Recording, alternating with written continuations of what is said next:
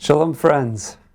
Rosh Hashanah is upon us, and it's a pleasure to come and wish you a Shana Tova, a new year, a happy new year, a healthy new year, and a good new year. When I think back on the year that's just ending, what comes to the surface for me is, and perhaps for many of us, is all of the violence and all of the categorization, violence based here and abroad, based on how we look or who we love or where we're born.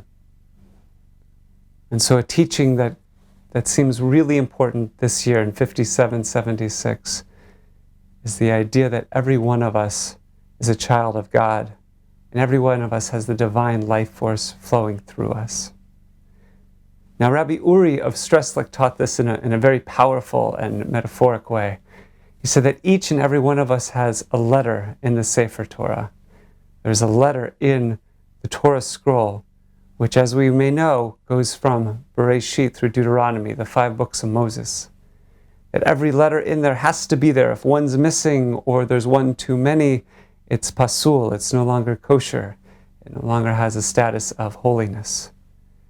So to say that each and every one of us has our own letter, that means we need to all be present.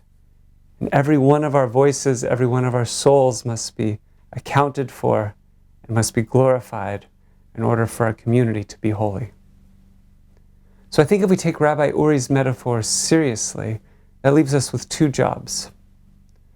First job is we have to learn the sound of our own letter. What's its tone? What's its timbre?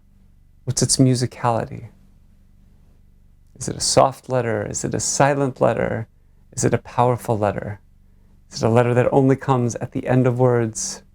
Is it a letter that stands for something that's not there, perhaps a vowel that's not written? So our first job is to learn the song of our soul and how to proclaim it and how to sing it, and to sing it powerfully. And we do that through our words, and we do that through our actions. That's job 1.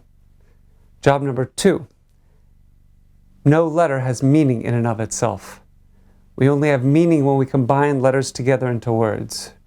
And we do this by building relationships and building community and building families and building friendships. We join our letters with the letters of those around us. We build words.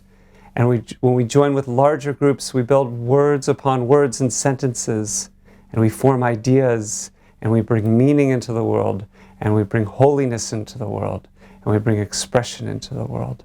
So my hope for us this year, and my prayer for us this year, is that we will build communities together of meaning, communities of holiness, communities with folks who are near us, with folks who are far from us, with folks who may look similar, and with folks who look different, with folks who love different, with folks who believe different. Because the more words we build, and the larger our Torah scroll becomes, the more godliness we bring into the world. And that's our task this year, as it's our task every year. So may you have a year filled with meaning-making, a year filled with good health, and a year filled with love. Shana Tova.